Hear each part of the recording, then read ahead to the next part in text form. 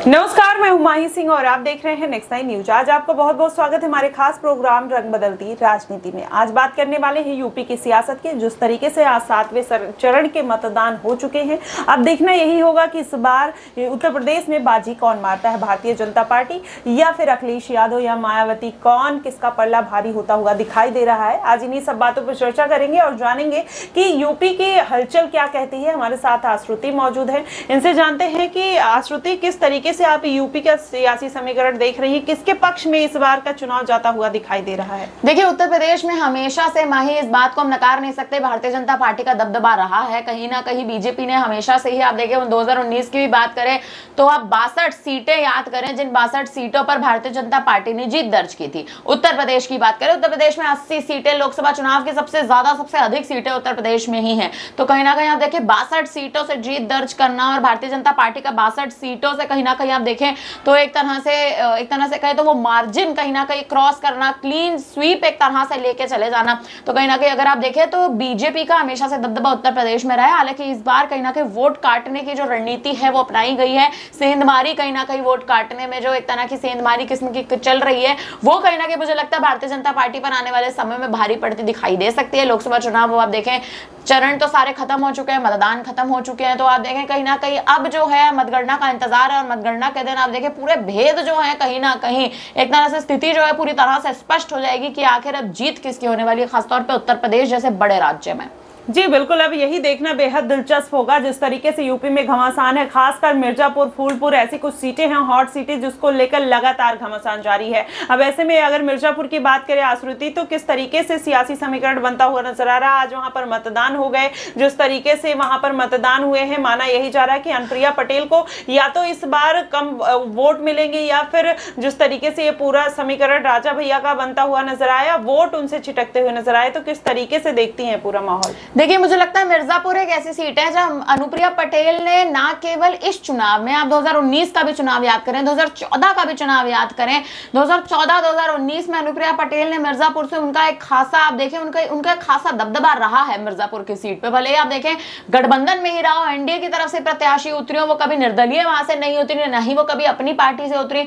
लेकिन अगर आप एक तरह से देखें तो अनुप्रिया पटेल का मिर्जापुर में कहीं ना कहीं, और सबसे बड़ी बात है अनुप्रिया पटेल ने जो राजा भैया के खिलाफ बयान दिया था, जिसके चलते राजा भैया के जो समर्थन है, राजा भैया के जो कार्यकर्ता है, उनका कहीं ना कहीं वोट जो है वो बट गया। नहीं तो राजा भैया अगर अनुप्रिया पटेल के समर्थन में उतर आते हैं तो आप देखिए भारतीय जनता पार्टी के पक्ष में तमाम जो वोट थे वो कहीं ना कहीं बीजेपी के पक्ष में हमें जाते दिखाई दे सकते थे। लेकिन अब वो समीकरण कहीं ना कहीं बदल गया। राजा भैया ने कहीं ना कहीं अखिलेश यादव को समर्थन दिया, राजा भैया के कार्यकर्ताओं ने अखिलेश यादव को समर्थन दिया। हालांकि अब देखिए राजा भैया का यह बयान अभी तक स्पष्ट नहीं हुआ है कि वो आने वाले समय में अखिलेश यादव के साथ खड़े होंगे या नहीं होंगे। लेकिन अगर कार्यकर्ता किसी दूसरी पार्टी के समर्थन में खड़े हैं तो आप देखिए कितना एक हेरफेर कितनी बड़ी हो सकती है। और सबसे बड़ी बात, अनुप्रिया पटेल को हराने की कोशिश है, लेकिन मुझे लगता है अनुप्रिया पटेल को हराने के लिए वोटों में सेंधमारी करनी पड़ेगी और वोटों में सेंधमारी समाजवादी पार्टी इस बार तो नहीं कर पाएगी। जी बिल्कुल, अगर लेकिन यहाँ पर आश्रुति बात कर लिया जाए अखिलेश यादव और मायावती की, तो किस तरीके से इन दोनों का समीकरण बन रहा है। 2019 के अगर लोकसभा चुनाव देखें तो मायावती ने ज्यादा से ज्यादा सीटें अखिलेश यादव से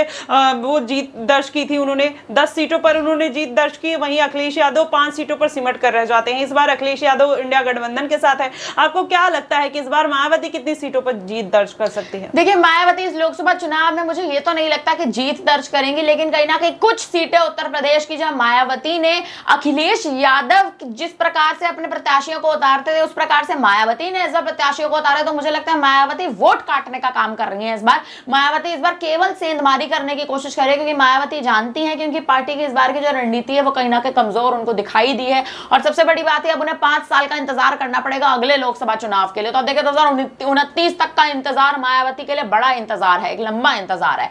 तो इसी के चलते कहीं ना कहीं मायावती इस बार वोट काटने की रणनीति में है, वोट काटने का प्रयास चल रहा है केवल उनका। और उत्तर प्रदेश में मुझे लगता है 2 से 3 सीटें मायावती अपने पक्ष में लेकर जाती दिखाई दे सकती है। जी बिल्कुल, अब ऐसे में देखना बेहद दिलचस्प होगा कि किस तरीके से ये पूरा समीकरण बनता हुआ नजर आ रहा है। लेकिन अगर वही बात कर लिया जाए एनडीए गठबंधन की, जिस तरीके से 400 पार का नारे के साथ वो मैदान में उतरी थी, ऐसे में कुछ ऐसी सीटें हैं जो कहीं ना कहीं फंसती हुई नजर आ रही हैं, जिसमें ये मुकाबला अब थोड़ा टफ होता हुआ दिखाई दे रहा है। चाहे आप देख लीजिए मिर्जापुर सीट पर, कुशीनगर सीट पर अगर बात कर लिया जाए वहां पर भी, और राजीव राय जिस तरीके से घोसी में अरविंद राजभर को टक्कर देते हुए नजर आ रहे हैं, वो भी कहीं ना कहीं सीट फंसती हुई नजर आई। वहीं बांदा और बदायूं की बात करें, भारतीय जनता पार्टी वहां भी मुश्किल में दिखाई दे रही है। और इस बार आजमगढ़ की भी बात करें तो धर्मेंद्र यादव जिस तरीके से मैदान में उतरे हैं, पैनी नजर बनाए हैं, जनता के बीच जा रहे हैं, लगातार ईवीएम पर नजर बनाए हुए हैं, किस तरीके से वहां पर कोई घोटाला ना हो जाए, इस तरीके की तमाम कवायदें निकलकर सामने आ रही है। लेकिन वही अगर देखा जाए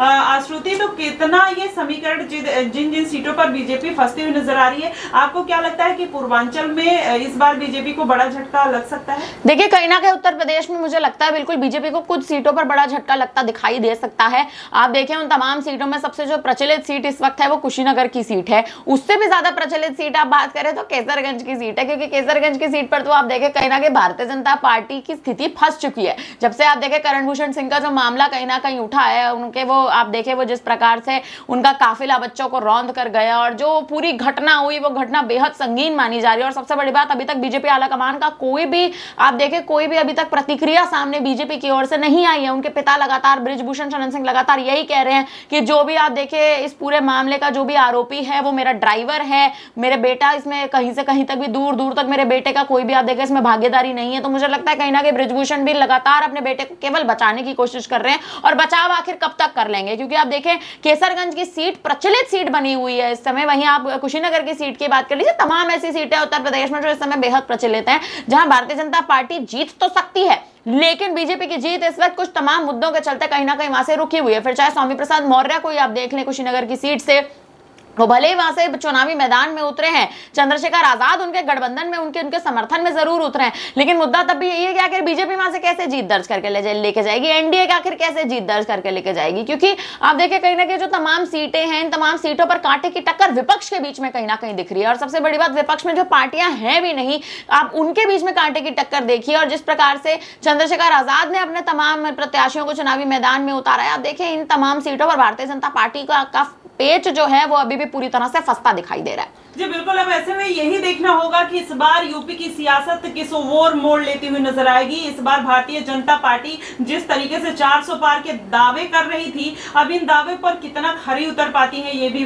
देखना बेहद दिलचस्प होगा। लेकिन वही आश्रुति, एक आखिरी सवाल रहेगा कि जिस तरीके से कैसरगंज सीट को लेकर लगातार घमासान जारी है, आपने जिक्र भी किया कि बृजभूषण शरण सिंह का जो रवैया रहा है, लेकिन आप देखेंगे जितना घमासान मचता हुआ दिखाई दिया, क्या महिला पहलवानों के जो मुद्दे पर बृजभूषण शरण सिंह, आप करण सिंह का इंसिडेंट छोड़ दीजिए, तो क्या उस समय जब वोट पड़े थे 5वें चरण में, तो सपा वहां पर बाजी मार सकती है या फिर बृजभूषण शरण सिंह के बेटे इस बार फिर से वहां चुनाव जीत सकते हैं? देखिए, अगर बृजभूषण के बेटे वहां से चुनाव जीतते हैं तो कहीं ना कहीं मुद्दा जो है वो पलट जाएगा, और ऐसा भी हो सकता है कि आने वाले समय में उपचुनाव की स्थिति केसरगंज की सीट पर बन जाए। और अगर उपचुनाव की स्थिति बनती है तो आप देखिए भारतीय जनता पार्टी वो सीट हमेशा के लिए खो देगी, क्योंकि बीजेपी कहीं ना कहीं उस सीट पर अपना दबदबा कायम करती आई, और अगर बीजेपी ने वो सीट खो दी तो कहीं ना कहीं आप देखें मुसीबत बढ़ जाएगी बीजेपी के लिए। हालांकि अब ऐसे मुद्दों में तो यही देखना होता है कि भारतीय जनता पार्टी आखिर क्या कदम उठाती है। अगर भारतीय जनता पार्टी ने पहले करण भूषण सिंह के खिलाफ कोई ऐसा आप देखें कोई बयान दिया, या कोई भी ऐसा बयान जो करण भूषण सिंह के फेवर में नहीं गया, उनके पक्ष में नहीं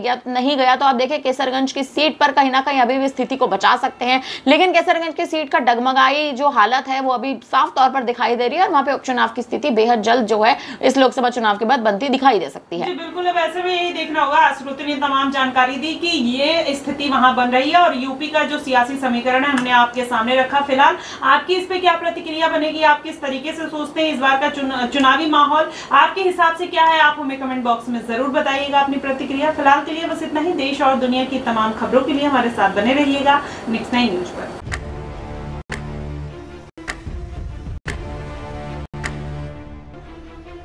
आखिर किसके पक्ष में है सत्ता की लहर? हम पहुंचे गांव-गांव और शहर-शहर।